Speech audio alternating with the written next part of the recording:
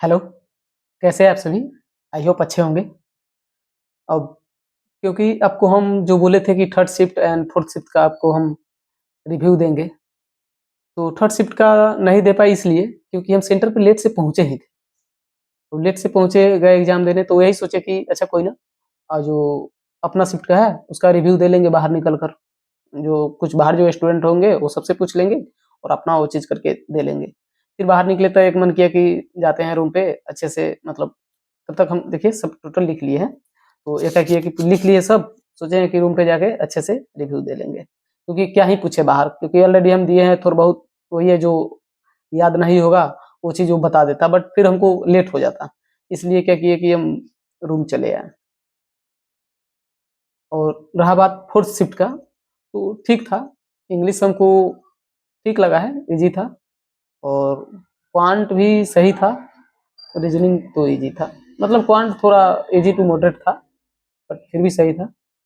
आपको देखिए यहाँ पे सबसे पहले हम रीजनिंग का लिखे हैं। तो रीजनिंग में क्या है, एयरबेस, सबसे पहले एयरबेस क्वेश्चन आया था। इसके बाद एयरबेस के बाद क्या है, एक फ्लैट एंड फ्लोर का आया था, 5 क्वेश्चन इसका भी था। इनइक्वालिटी, इनइक्वालिटी से भी 3 क्वेश्चन था। इसके बाद कंपैरिजन बेस से आपको 3 क्वेश्चन आया था। अनसर्टेन, अनसर्टेन से एक अनसर्टेन था सीटिंग अरेंजमेंट, और इसमें देखे थे कि 17 पीपल शायद बैठा हुआ था इसमें मेरे से। और इसके बाद एक डबल पैरेलल रो था, इसमें 14 पर्सन का था। और इसमें क्या आया था, हाँ अनसर्टेन का भी, उसका भी 5 क्वेश्चन था। तो ये रीजनिंग का है। इसके बाद इंग्लिश का बात कीजिए तो इंग्लिश में आपको आरसी से 8 से 10 क्वेश्चन था, बट हम 6 या 7 क्वेश्चन कर पाए। इसके बाद वर्ड यूजेस से था, उसमें प्रीटी करके था, प्रीटी से रिलेटेड था, वर्ड यूजेस था। और इसके बाद फ्रेज रिप्लेसमेंट के था। इसके बाद 4 क्वेश्चन था इससे फ्रेज से। इसके बाद ईरर से 3-4 क्वेश्चन शायद था ही, 3-4 क्वेश्चन था। इसके बाद सेंटेंस रीअरेंजमेंट। क्वांट में सबसे पहले हम क्या किए हैं, पहले जो क्वेश्चन था सबको पहले गो थ्रू हो गए हैं जाकर। फिर क्या किए हैं, पहले मिसिंग वाला का हम टच करके देखे हैं तो बनने लगा है, तो पहले मिसिंग कर लिए हैं। देन हम अप्रोक्सीमेशन का किए हैं। इसके बाद अप्रोक्सीमेशन से फिर हम आ गए यहाँ पे पाई चार्ट पे आ गए हैं। तो डबल पाई चार्ट था तो वो बनाए हैं।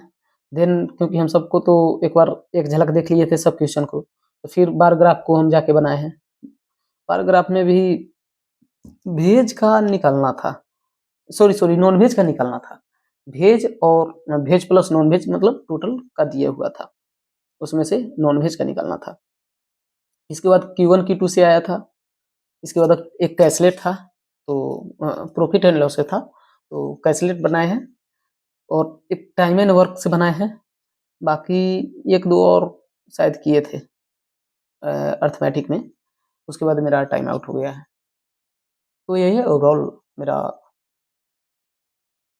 सही रहा है अटेम्प्ट।